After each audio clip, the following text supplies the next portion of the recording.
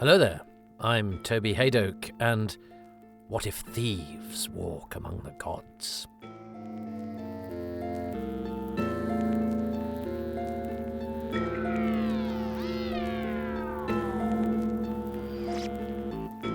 Welcome to Too Much Information, which aims to tell you the who, what, and when of Doctor Who, a television programme about the benefits of being clever and the drawbacks of being too clever by half. Whether you're discovering the episodes for the very first time, or you know your Keith Pyatts from your Stephen Wyatts, then you're extremely welcome on this odyssey behind the scenes, which aims to go through the series one episode at a time. In this edition, one of the regulars is missing from the studio, and so is part of the set. One of these was planned, but one of them very much wasn't. So join me, Toby Haydoke, as I give you the who, what, and when of Doctor Who, The Warriors of Death, or Ixta's Feeling the Pinch. First broadcast on the 30th of May 1964 at 5:16 p.m. It starred William Hartnell as Doctor Who, William Russell as Ian Chesterton, Jacqueline Hill as Barbara Wright, and Carol Ann Ford as Susan Foreman. It was written by John Lucarotti, produced by Verity Lambert, and directed by John Crockett. It was watched by 7.4 million people, and the audience appreciation was 62.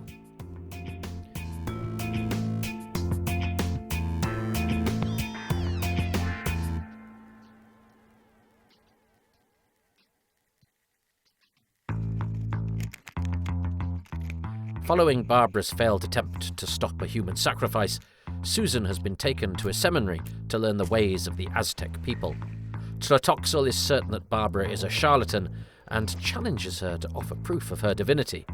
But Ortlock is not yet persuaded of Barbara's deception, and he is disturbed when he foresees the end of his entire civilization.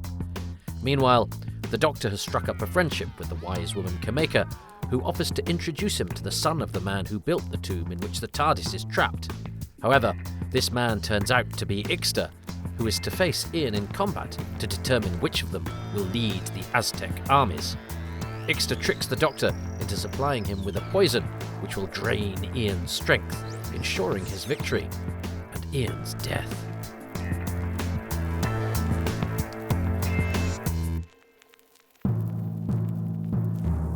The when. 18th of March 1964. The same day that John Lucarotti finishes writing The Aztecs, David Whittaker has a discussion with John Gorrie, the director of the preceding story, The Keys of Marinus. The topic is Carol Ann Ford, who will need to be released from one day of rehearsals for Gorrie's penultimate episode, Sentence of Death, in order to pre-film some material for The Aztecs.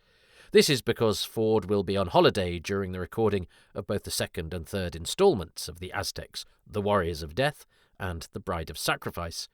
But Lucarotti has structured his scripts to retain a small presence for Susan throughout.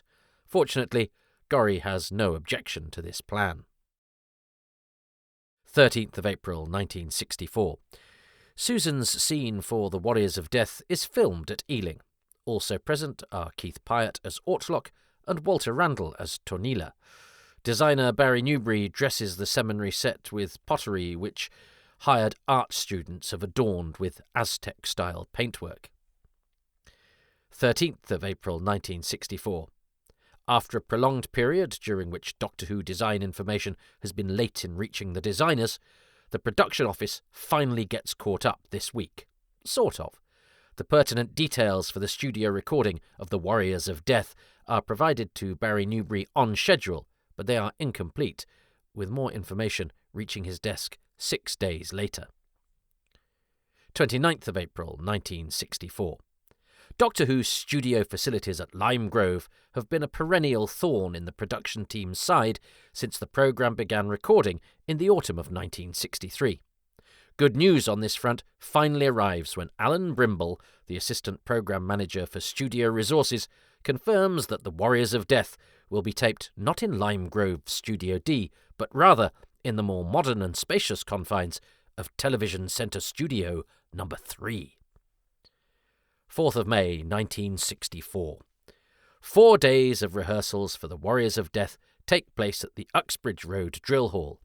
Carol Ann Ford has now departed on vacation, following the recording of The Temple of Evil on the 1st of May. 6th of May 1964. The BBC's head of serials, Donald Wilson, sends a memo concerning Doctor Who to another figure who looms large in its genesis, Sydney Newman, the head of drama. He's responding to concerns which Kenneth Adam, the director of television, or D-Tel in internal BBC jargon, raised with Stuart Hood, the controller of programmes for television, on the 28th of April. Adam has voiced the opinion that creepiness in Doctor Who is too heavy-handed, and that the regular characters seem implausibly thick. The writing, he believes, needs a touch of discipline if Doctor Who is to survive. In addition to Wilson and Newman, Adam's memo has also been shared with Doctor Who producer Verity Lambert. Wilson now writes, I myself have been concerned about Detail's points, particularly his last one, and some 3 weeks ago I urged on Verity the necessity for making sure A, that our leading characters don't appear to be simply stupid, and B, that the thrill should be genuine and lead directly out of a strong situation and not be added for kicks. When I last spoke about this serial to you, if you remember, I made the point that the kind of writers with the necessary invention are not always necessarily the best in terms of characterization and dialogue. But we must keep trying. 2 days later, Newman himself writes to Stuart Hood, promising that Kenneth Adams' criticisms have been brought to the attention of the Doctor Who production team. He pithily summarises Donald Wilson's comments as, the scripts are always what is difficult, thereby coining every Doctor Who showrunner's motto for the next 6 decades and counting. 8th of May 1964. Doctor Who enjoys the luxuries of Television Centre for the first time, as the Warriors of Death goes before the TC3 cameras. The studio day begins at 8:30 a.m, with the scenery and lighting teams getting things ready for a camera rehearsal at 10:30 a.m. Lunch follows at 1 p.m, after which more camera rehearsals get underway at 2 p.m. Apart from a half-hour break at 4 p.m. for tea and publicity photographs, the work is continuous up to the 7 p.m. dinner. The technical lineup takes place at 8 p.m, before recording runs from 8:30 to 9:45 p.m. However, the day does not proceed without incident. Designer Barry Newbury has discovered that the design elements for the Garden of Peace have not been retained, against his instructions. Fortunately, the set for Susan's ceremony cell still exists, despite having only been required for the pre-filming. Working quickly, Newbury cannibalises it and brings in some plants from Greenery Hire of Hampton to create a previously unseen part of the temple garden, just in time for recording.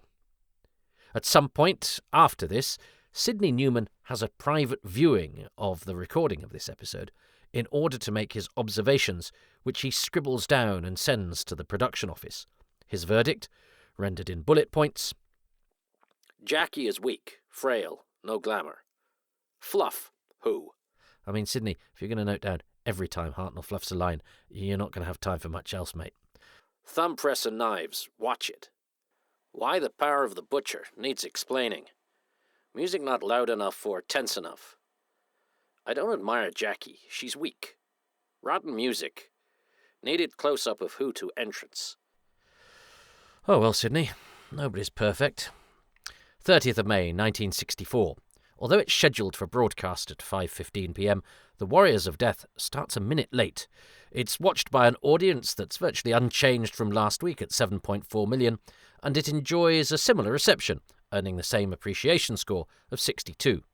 Only its chart position suffers slightly, sliding down 9 places to 34th. 1st of June, 1964. Various local evening telegraphs, Peterborough and Northampton for example, run the same response to Warriors of Death, declaring that, when it comes to television, children come off best at weekends. The article, credited to T. McGee, singles out Doctor Who as being much more fun than anything else to be seen throughout the whole of the evening, with the exception, perhaps, of the Morecambe and Wise show. It goes on to note that we still have to see anything to compare with those fascinating robots, the Daleks, with their built-in killer rays, but at the moment the Aztecs and their sacrificial rites are providing a fair amount of action and suspense. 2nd of June, 1964. Various papers report the shock news that Stuart Hood, the BBC's controller of programmes for television, whom we've just mentioned in connection with Kenneth Adams' memo of the 28th of April, is to leave the corporation for the commercial channel Associated Rediffusion. In what may seem slightly baffling to 21st century fans, Hood is frequently described in terms similar to, as the Daily Express puts it, the man behind such hits as Z-Cars, Compact, Dr. Finlay's Casebook, and yes, Doctor Who, which helps to demonstrate that, although decades of chronicling the making of Doctor Who have cemented certain individuals as being crucial to the show's origins, the reality is much more complex and involves critical contributions from many people who've been relegated to the backwaters of Doctor Who lore. Too much information, and it has to be said, we're not alone in these efforts, will do its best to redress those omissions. 6th of June. The Daily Worker is hopeful. Getting its dislike of Terry Nation's 5th episode of The Keys of Marinus off its chest, it describes Sentence of Death as the lowest point reached by the serial yet. That is the serial of Doctor Who, not The Keys of Marinus, but the whole show, one long serial, or indeed, adventure in space and time. It is hopeful that John Lucarotti will deliver. Nation, it thinks, was too rushed upon his return, but praises Lucarotti for his painstaking attempts for historical accuracy and much tighter plot, which gives the reviewer, Bob Leeson, hope for the future. The What? For the opening moments of The Warriors of Death, John Crockett has opted to re-record the last few seconds of The Temple of Evil. This new version is only superficially similar to the original. John Ringham delivers all of Tretoxel's lines directly to camera one, but, a week earlier, No, this is not your taxa, had been addressed to the Doctor and Barbara, and This is a false goddess, to the assembled Aztecs. Only, And I shall destroy her, which has now become, I will destroy her, was directed to the audience. Tretoxel is now standing at a different angle on the set for the sacrificial area, with the temple wall visible behind him. And the lighting of the scene is much brighter, since Howard King's team is no longer attempting to evoke a rainstorm.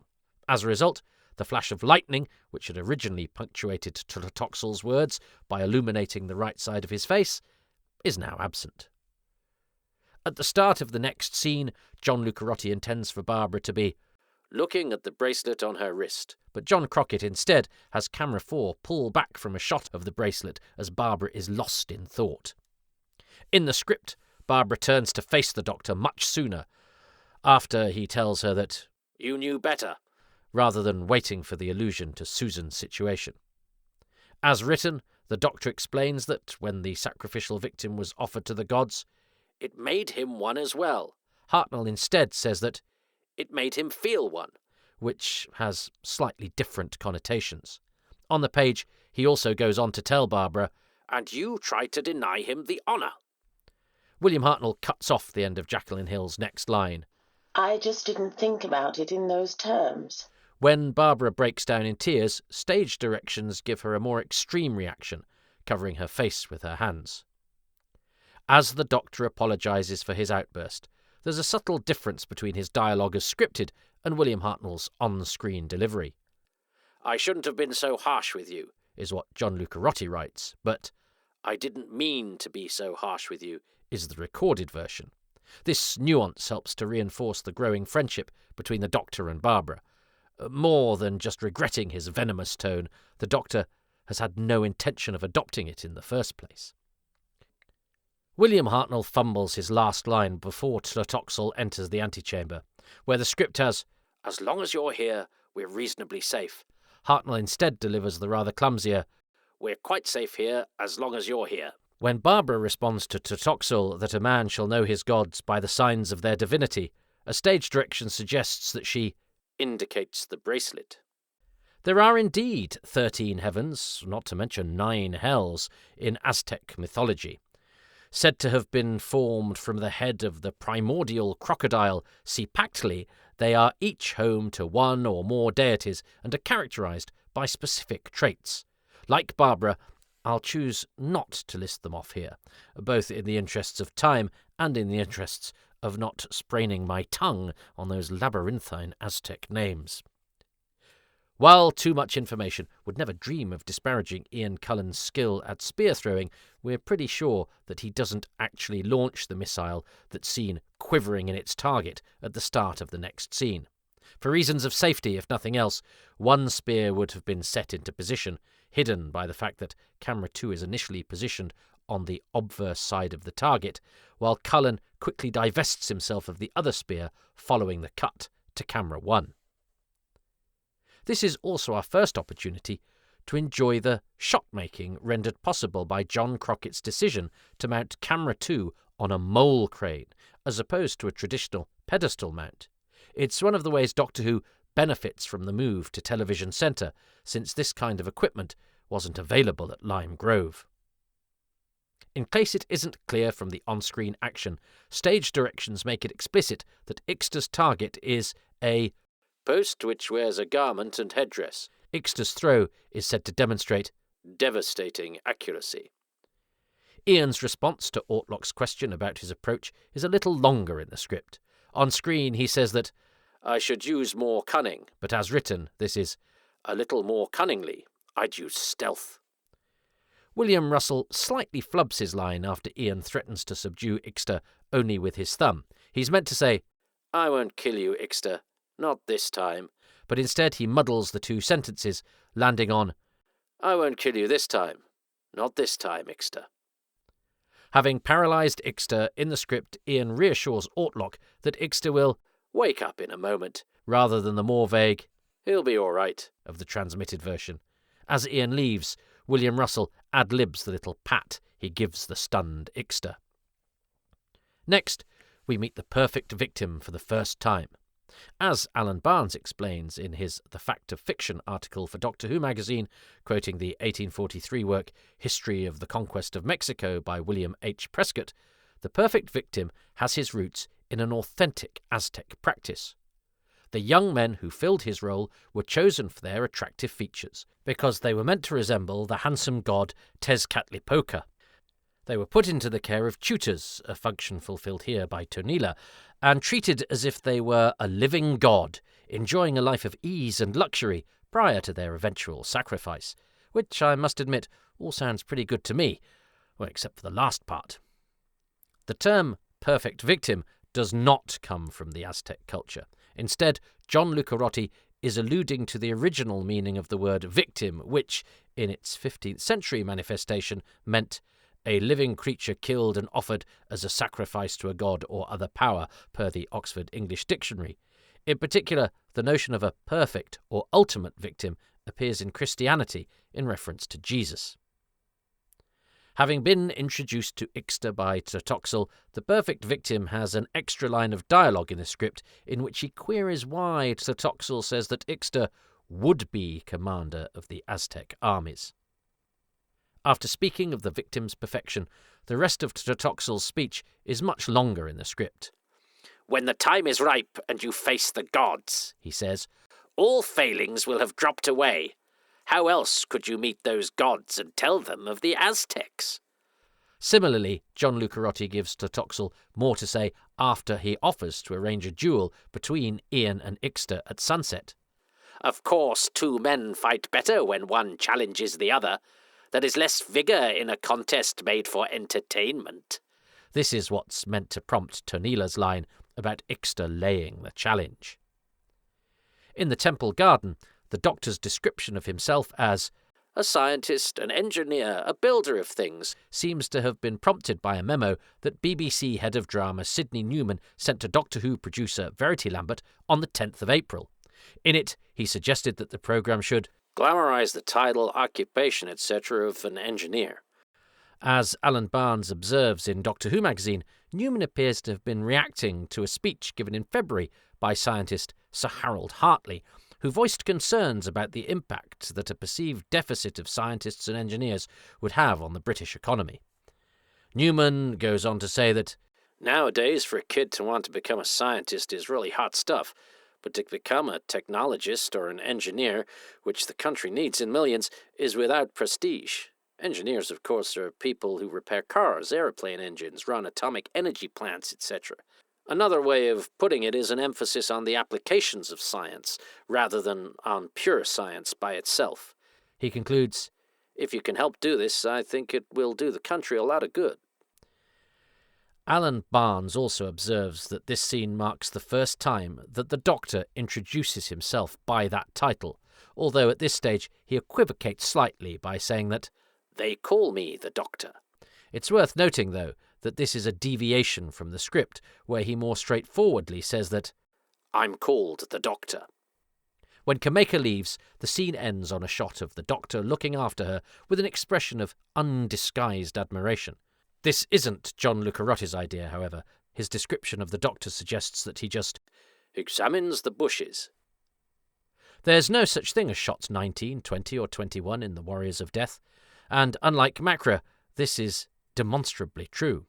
The episode up to this point has comprised shots 1 to 18.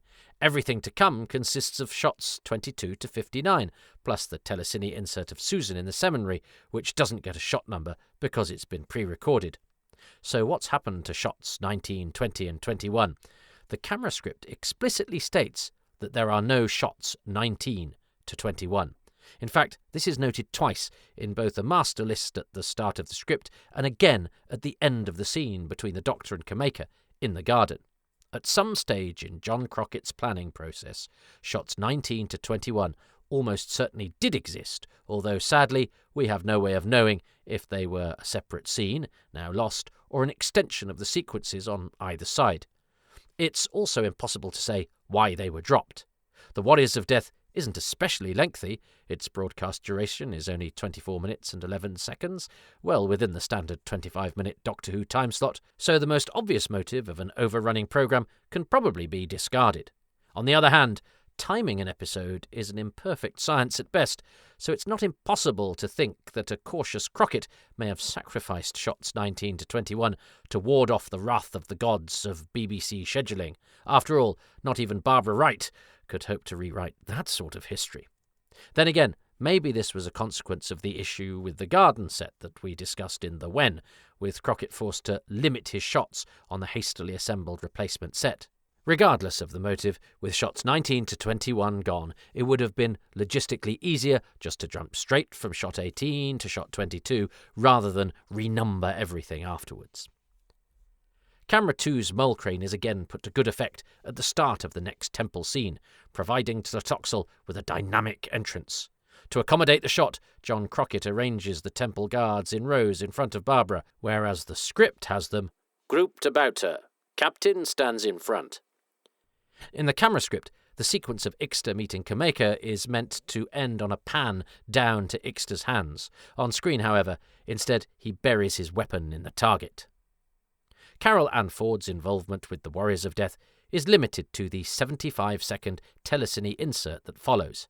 Here, Susan's rejection of arranged marriage reprises a theme previously explored by John Lucarotti in Marco Polo.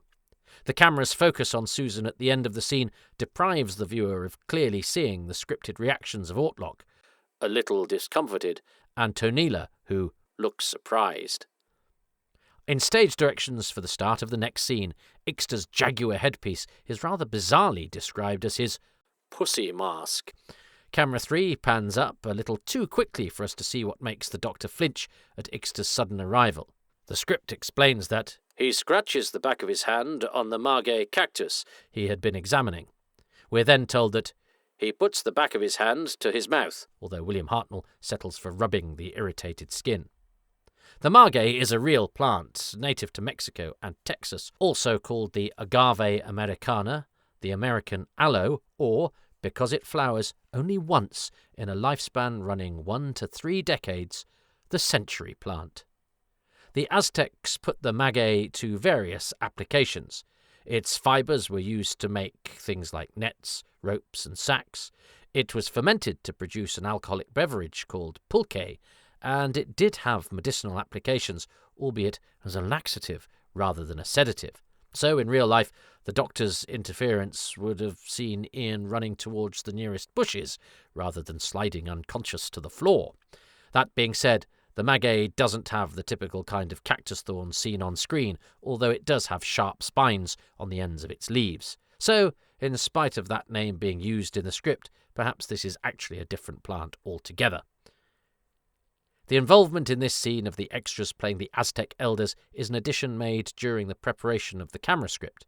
Presumably, with the artists already hired to appear in the earlier sequence involving the Doctor and Kameka, John Crockett decided to get his money's worth by inserting them into this scene as well. When Ixter offers to bring the drawing of the tomb entrance to the Doctor, "If the gods are willing," William Hartnell's response is, "I don't see why not, But this slightly misses the sense of the scripted line, "Why shouldn't they be?" which segues into Ixter's explanation about his forthcoming combat.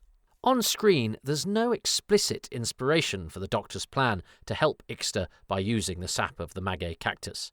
That's not the case in the script, where John Lucarotti has the Doctor inspired when he looks at the scratch on the back of his hand, referring back to the start of the scene. This seems to have been dropped during rehearsals, perhaps because of the difficulty in communicating the proposed action to the viewer. When we switch to Ian practicing with the club, stage directions tell us that he has obviously been at it for some time, which is why Tlotoxl wonders if he is fatigued. The scene of Barbara and Ortlock at the temple gives us another example of John Crockett using Camera 2's mole crane to add more energy to a scene. As written, Barbara stands at the archway. She looks out at the sacrificial altar. Ortlock stands behind her at a respectful distance. But instead of this static configuration, Crockett starts the action with both characters emerging from within. However, this dynamism isn't without its peril, and it's hard to miss the shadow of a boom mic moving to catch Barbara and Ortlock's dialogue as the camera pans left to pick up their entrance. Crockett identified the need for 2 microphones for this scene. Mic B1 was positioned towards the back of the set for the opening exchange, and mic C3 was designated to pick things up once they came through the doorway. The camera notes that C3 might be a fish, meaning a microphone on a long apparatus, like a fishing rod. As Barbara leaves Ortlock, a stage direction prompts him to bow to her. This doesn't happen on screen, implying the extent to which Barbara's words have unnerved the High Priest of Knowledge. The last shot of Barbara also deviates from the camera script, in which she is looking out towards the sacrificial area and shudders. Instead, she directs her gaze in precisely the opposite direction, as if she can't bear to look at the place where she's just predicted that so many will die. When the Doctor goes to see Barbara after providing Ixter with the cactus thorn, Jacqueline Hill swaps around a couple of her lines. "No one's allowed to see me," Is meant to be her original admonition, while later she explains that "During my questioning, none of you are allowed in here." She delivers them in the opposite order on recording. After the Doctor reveals that he'll soon know how to get back into Yetaxa's tomb, Barbara's reaction is different. In the script, she says, "I won't be sorry." but Jacqueline Hill opts for a more concise, "Good." The business of Barbara deducing Ixter's identity from the Doctor's description of his face mask is business worked out in rehearsal. The script simply has the Doctor referring to Ixter by name, but John Lucarotti seems to have forgotten that he had earlier established that Ixter wanted to remain anonymous in his interactions with the aged servant of Yetaxa. Much of the Doctor and Tlotoxl's dialogue during the Doctor's arrest, including Tlotoxl ordering that he be sent to the barracks and the Doctor demanding to be released, is not found in the script. The very end of this scene is also different. John Lucarotti suggests that it should end as Barbara paces nervously, allowing Ortlock's departure, but John Crockett instead has camera 2 dramatically push in on Yetaxa's bracelet. This also marks the only recording break in The Warriors of Death, which provides an opportunity to reposition the cameras for the fight between Ian and Ixter. Speaking of which, the script has Tonila and the Perfect Victim enter separately from Ian, Ixter and their retinues, but the televised version has them arrive with Ian. During the duel, one piece of scripted business that very nearly escapes the cameras comes after Ixter has scratched Ian with the thorn. Warriors push Ian at Ixta again, writes John Lucarotti, and indeed, when we cut from a shot of the Doctor and Sir Toxel back to the fight, the arm motion of one of the guards nudging Ian can just be spotted. The Who. Keith Pyatt. The first guest actor we see in the Aztecs is Keith Pyatt, playing High Priest Ortlock. Born Keith Malcolm Rule Pyatt in Blackheath in 1902, by 1925 he was stage managing at the Aldwych Theatre in London. Later that year, he was treading the boards for a season in Rep in Birmingham. Another stage managing stint in the capital followed, this time for illustrious actor-director Robert Atkins. Laurence Olivier was playing a servant. Then, 1926 found him at the Royal Court, giving his Norwegian captain in Hamlet, with John Gielgud as Marcellus. Pyatt's television credits stretch back farther than most. As early as 1938, he was playing Satan in Michael Barry's production of The Marvellous History of St. Bernard. His theatre career included a good number of London engagements. In 1927, he took over from Raymond Huntley to play the title role in Count Dracula, in a production that Pyatt was with when it reached its 250th performance at the Prince of Wales Theatre at the West End. He also appeared in Orson Welles' London stage debut in 1951, when Welles was directing and starring in Othello, with Pyatt playing Desdemona's angry father, Brabantio. His film career was decent, usually in modest roles. He sometimes went uncredited, but could often be found playing officials, magistrates, butlers, and the French. His credits included The House of the Arrow, 1953, The Colditz Story, 1955, Village of the Damned, 1960, and The Phantom of the Opera, 1962. And he was reunited with Orson Welles in 1965 for Welles's film The Chimes of Midnight, an adaptation of the Henry IV plays from Shakespeare, in which Pyatt appeared as the Lord Chief Justice. The same year, he could also be seen in Basil Dearden's Masquerade. But it was on television that Pyatt really hit his stride. His CV included all you would expect it to, with stints in most of the important science fiction series that were produced during his lifetime. The Invisible Man, 1959, Out of This World, 1962, The Avengers, 1963-1966, R3, 1965, Out of the Unknown, 1966, and The Prisoner, 1967. Before all of these, in 1953, he was cast as Detective Inspector Lomax, one of the lead characters in the Quatermass Experiment. Ultimately, however, Pyatt proved unavailable for the 5 episodes in which the character appeared and was replaced by Ian Collin. Instead, Pyatt just contributed to the final, episode 6 of the serial, playing the minister who comes to oversee the climactic events at Westminster Abbey. In 1952, the year before the Quatermass Experiment, Pyatt had received an inheritance, including a London house, from a woman to whom he was not related. The reasons for this are long and murky and go back to family connections from several years prior. But this respected, busy and hard-working actor had, up until this point, been of somewhat modest means, but this change in his fortunes transformed his life. Having made his last stage appearance in February 1968 in The Case of Father Brendan at the Phoenix Theatre, Pyatt was still working right up until his death on April 6, 1968, making him one of the very first contributors to Doctor Who to pass away. 1 film, an uncredited turn as Max in The Devil Rides Out, and 2 television engagements as Commander Shotcroft in The Bells of Hell episode of Late Night Horror, and as Haterius in the 2nd episode of The Caesars, only made it to screen posthumously. He was married to the actress Sheila Rayner, and they had 2 children.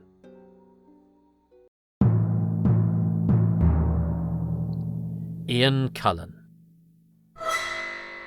Ian Cullen, who plays Ixta in The Aztecs, was born George Ian Cullen in the mining town of West Bolden, County Durham, and was the youngest of 2 sons of wine merchant John Cullen and nurse Elizabeth. John returned from World War II a changed, damaged man who rarely spoke, whilst Elizabeth was an amateur actress who wrote her own plays and pantomimes, but the mores of the time and place would never permit her to turn professional. Ian, however, was allowed to attend acting classes at the age of 4, and, frankly, it was easier for him to appear in productions with Elizabeth than to have to worry about babysitters and the like, so his stage blooding as an amateur was born of necessity as much as anything. Aged 6, he determined to become a professional, and at 8, he vowed to get into the Royal Academy of Dramatic Art, the only drama school he had heard of. Ambitions he fulfilled, as it turns out, although before that he had to do his time with the more straightforward education offered by Washington Grammar School. He made his professional debut in 1952, playing Tiny Tim in a stage version of A Christmas Carol, and then his father, overhearing some actors in the off-licence he owned discussing their need for a talented youngster, suggested him for the title role in The Winslow Boy opposite Frank Finlay as Sir Robert Morton. The young Finlay, who had not then been to drama school, was also determined to do well in the business, and so he took Cullen back to his hotel for extra rehearsals between the two of them, from which the young Ian learned a lot about his craft, and indeed about hard work and application. He then became the go-to youngster for the casting of child parts in various theatres in the northeast, appearing in some plays like Jim Fish and the Barretts of Wimpole Street, which required an important juvenile contribution, several times in numerous productions on diverse stages.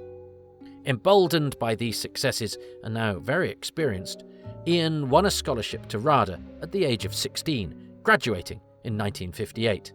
He then began building up an extensive CV in repertory theatre all over the country and joined the Royal Shakespeare Company in 1960. 2 years with them found him appearing in many productions including Macbeth, King Lear with Paul Schofield, Beckett and The Devils. His 8 West End appearances included The Mousetrap as Sergeant Trotter, the Ambassadors Theatre in 1968, and Run for Your Wife at the Criterion Theatre in 1985.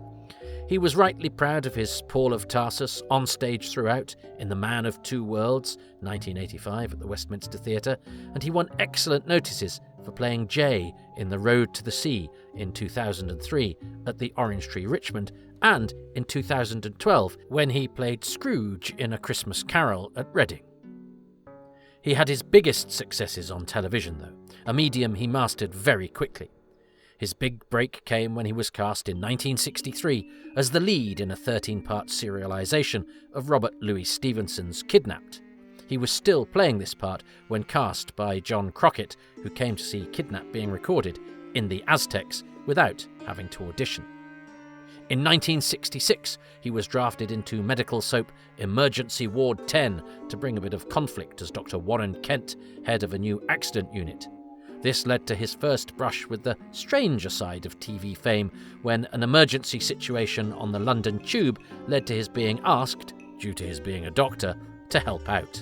He became even more recognisable thanks to 6 years and over 200 episodes on our screens playing PC and later DC Joe Skinner in the seminal BBC police series Z-Cars. Skinner, introduced in 1969, was dour, sullen and misunderstood, but Cullen imbued him with humanity, even vulnerability, excelling in the series' house style of underplayed, naturalistic performances. He later said that this was the house style and he simply went along with it, but he had very distinct gifts in terms of the social realism aimed for by the show. Viewers were then shocked when, in 1975, Skinner was killed in the line of duty, shot in a downbeat, unsentimental and bittersweet exit, his death the result of him being in the wrong place at the wrong time, befitting this luckless square peg of a character. The episode was also a quality piece of television, a valediction that Cullen's consummate skill and committed performance deserved. After Z-Cars, he cropped up on television regularly, exploiting his native roots as a corrupt councillor, Geordie Watson, in When the Boat Comes In, 1977 to 1981, playing Peter Talbot in Our John Willie, 1980, and Robson Green's father in The Gambling Man, 1995. And he had roles in everything from Blake Seven, 1978, and Sorry, 1981, to Spender, 1991, and Harbour Lights, 2000. In 1997, he was Angus, the head of the Hart clan, the initial focus of Channel 5's first ever soap opera, Family Affairs.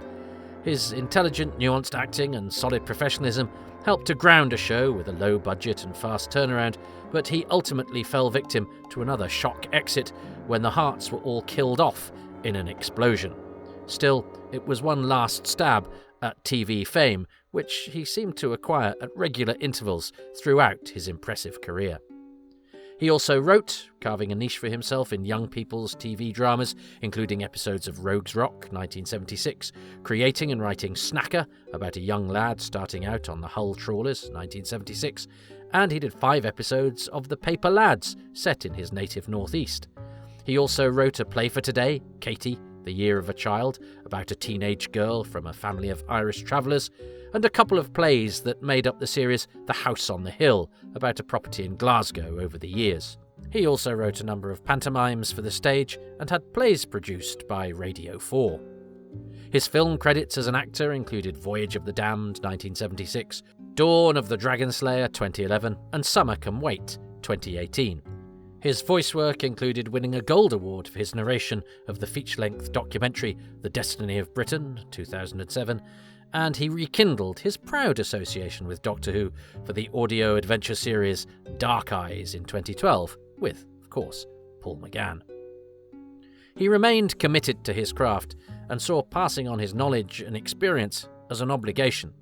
He was more than happy to appear in short films for fledgling directors, and he ran the Surrey Heath Youth Actors Company with his wife, and he was a valued and respected teacher and director with a passion for Shakespeare. He voiced the early Shakespeare video project, which has now been rolled out across London schools. At the time of his death, he was planning his next production for Farnham Repertory Theatre, his zeal undimmed. He also served as a Conservative on Surrey Heath Borough Council between 2007 and 2019. A brief 1963 relationship with the actress Kate O'Mara produced a son, Dickon, who died in 2012. He married the actress Yvonne Kenney in 1970, and they had 3 daughters, Emma, Anne-Marie and Adele, and 8 grandchildren. According to Yvonne, Ian's legacy is that he shared his many gifts and talents so generously, and that he inspired generations of fledgling actors. Among his charges at one time was future Cold Feet and Friends star Helen Baxendale. Ian Cullen died on November the 12th, 2019, less than a month after celebrating his 80th birthday.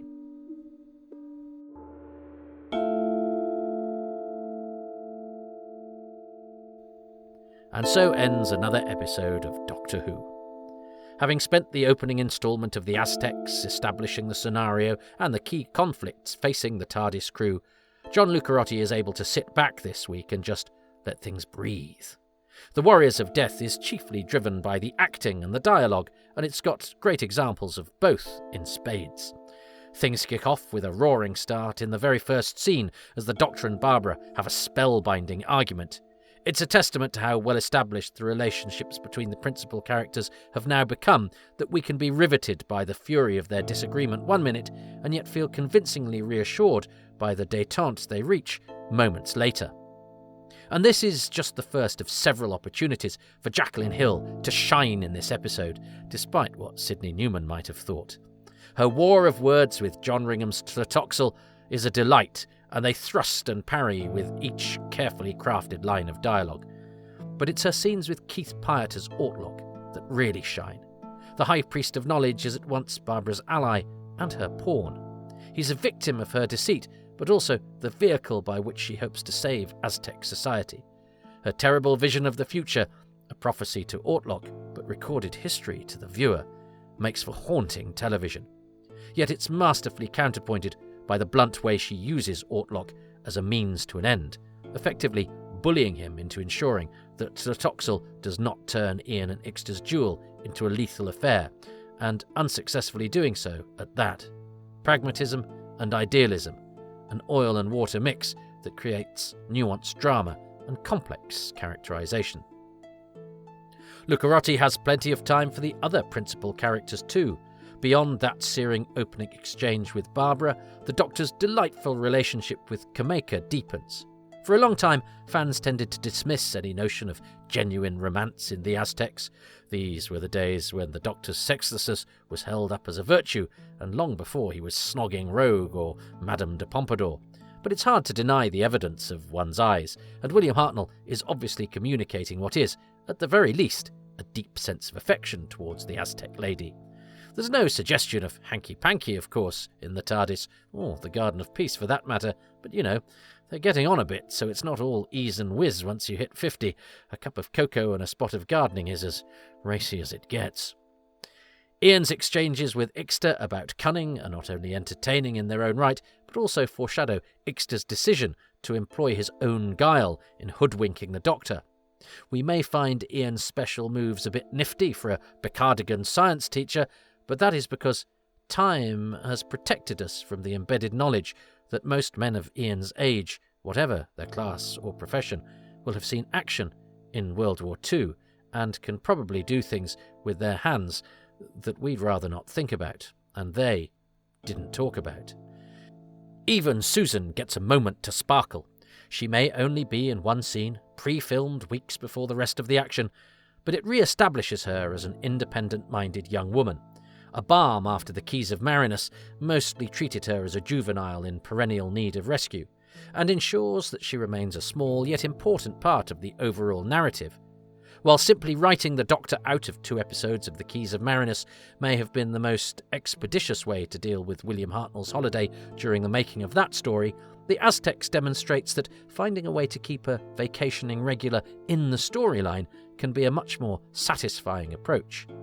It's interesting to note that Sydney Newman seemed at the time immune to some of this serial's charms, and, in fact, some might say his vaccination against it seems to have created a certain amount of irrationality, Jacqueline Hill not very good indeed. And a total historical of this kind does not quite fit in with our modern-day image of Doctor Who, and yet it's undoubtedly a top-class example of the programme. And it's not like other TV historical dramas of the time, or indeed now, because the very presence of the time travellers themselves gives it a dimension that no other programme can. And that face-off between the Doctor and Barbara, even though it's about a totally abstract and invented concept, the changing of established history, has it all. Drama, character, moral ambiguity. And the cliffhanger is a culmination of the manoeuvrings of Totoxel and Barbara, not unlike the lengthy chess game Tigana and the Travellers engaged in Lucarotti's previous story, full of cunning and intelligence.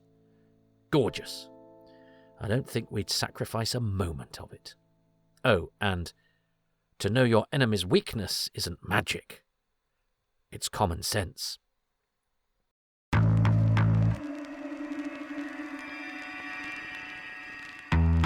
Doctor Who, The Warriors of Death, featured Keith Pyatt as Ortlock, John Ringham as Totoxel, Ian Cullen as Ixta, Margot van der Berg as Kameka, Walter Randall as Tonila, Andre Boulay as the Perfect Victim, and David Anderson as the Aztec Captain. The title music was by Ron Grainer and the BBC Radiophonic Workshop, the incidental music by Richard Rodney Bennett, the conductor was Marcus Dodds, the story editor was David Whittaker, the designer Barry Newbury, and the associate producer was Mervyn Pinfield.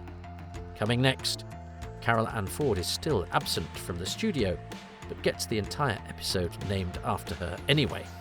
That's next time on Doctor Who, Too Much Information. Next episode, The Bride of Sacrifice, or The Pestle with the Poisons in the Bottle from Totoxel, the cocoa for Kameka is the brew that is true. Well done, Shannon. Too Much Information, The Warriors of Death, was presented by me, Toby Haydock, from a script I co-wrote, but he wrote that really good bit, with Shannon Patrick Sullivan. Additional voice work came courtesy of Chrissy Bone. With thanks to Richard Bignell, David Brunt, and Graham Kibble-White. Special thanks to the late Ian Cullen and to his daughters, Emma and Adele. The series consultant is Richard Bignell, and the music has been specially composed by Wayne Shepherd.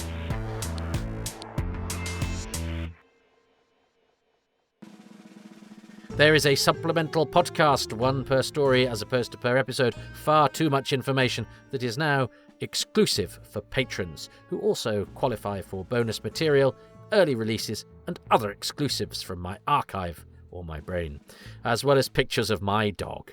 Patrons are also several months ahead with happy times and places, so if you want to hear Doctors producer Simon Curtis talking about colony and space, or Agatha Christie expert Mark Aldridge expounding upon The Ark, two underrated stories that have been an absolute joy to revisit, and the patrons have enjoyed revisiting and reevaluating them too, then head over there, patreon.com/Toby Haydock. References. Too much information would, of course, contain far too little information if it weren't for the wealth of original scripts and production paperwork that has been unearthed and collected over the years. My debt to those intrepid high priests of knowledge who were responsible for this Herculean effort is beyond description. I have access to Verity Lambert's scrapbooks, which were kindly scanned and relayed to me by a very generous benefactor. You know who you are.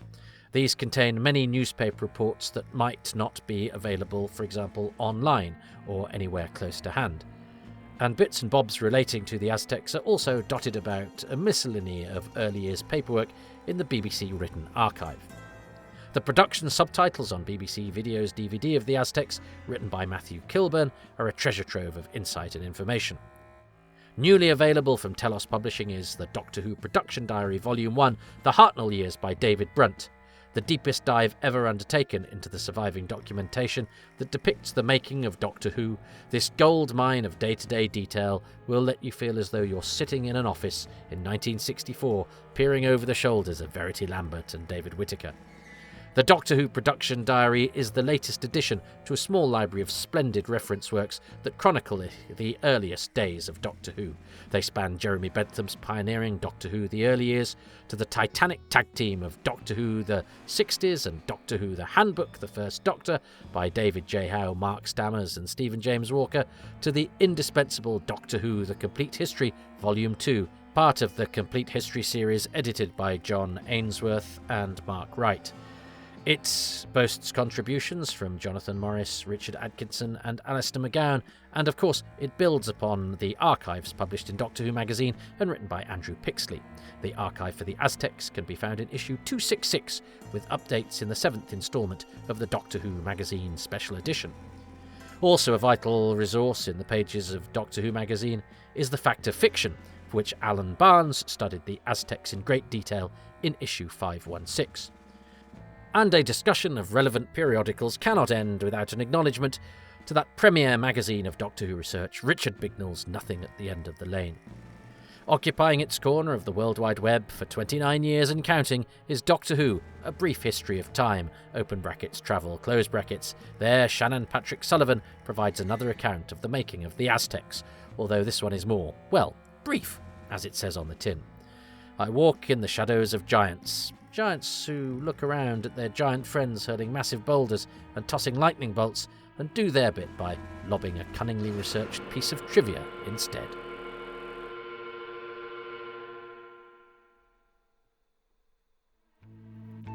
I'm indebted to the many patrons who make these podcasts possible, and they include Michael Harvey, Dave Hoskin, Richie Howarth, Robert Jewell, Paul Jones, Andrew Jordan, Andrew Jolly, Christopher Joyce, Jess Jerkovic, Rick King-Byatt, Andy Kitching, Ashley Knight, Clive Lewis, James Lark, Lisa and Andrew, Gavin McLean, Steve Manfred, David Matthewman, Jason Mayo, Rossa McPhillips, Stuart Mitchell, Nathan Moore, Ian Morgan, Matthew Newton, Graham Knott, Dave Owen, Adam Parkin, Ken Patterson, Melvin Pena, Jonathan Potter, Kevin Parker, Scott Pride, Dylan Rees, John Rivers, Jim Sangster, Keith Say, Graham Slight, David Shepherdson, Stephen, Neil Tate, Nick Temple, Damien Timmer, Sabrina Tirabassi, Apollo C. Vermuth, Gary Wales, Adam Westwood, Stephen White, Tom White, Michael Williams, Rhys Williams, Andrew Willis, Andrew Wilson, David James Wilson, and Sydney Wilson. You can join their number at patreon.com/Toby Haydock.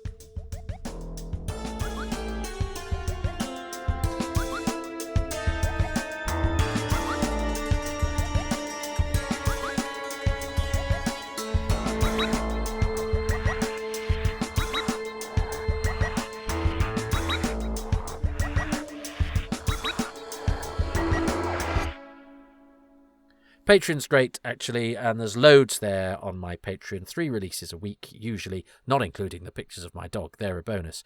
But there are advanced releases. There are little delvings into my archive, either paperwork that has been left to me or interviews that I've not released or only released in edited form, as well as behind-the-scenes looks at the DVD and Blu-ray stuff that I do.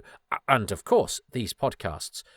6 months in advance I'm trying to aim for Happy Times and Places, and certainly a month or 2 for Too Much Information and for Indefinable Magic, my other more whimsical attempt to chronicle Doctor Who in as many different ways as possible. It's also a nice community there where the positivity is encouraged, and lots of people come, and build upon some musings of mine with their own bits of information that they've done and their own positive contributions, and it's rather jolly. So worth hanging out there. £3 a month is the lowest tier. It can go up as high as you like, really, but everything is available at that lowest paying tier. There's also a free tier, but I haven't quite worked out what to do with that yet. I have been bugging the odd thing out for free, but I need to get down and dirty with exactly what Patreon is doing with these constant updates that an old man is finding very difficult to keep up with. But it's working fine. I just probably haven't joined 2025 yet. I'm still a bit like the Audacity I'm recording with. I'm used to the older version, and that's what I'm sticking with. I'm all over social media, at Haydoke Podcasts and at Toby Haydoke on Twitter. But if Twitter is too evil, I'm also on Blue Sky. Oh, I'm an appeaser. I'm also on Instagram at toby.haydoke, and I have a Facebook page. I'm everywhere except for TikTok and OnlyFans, but it's only a matter of time.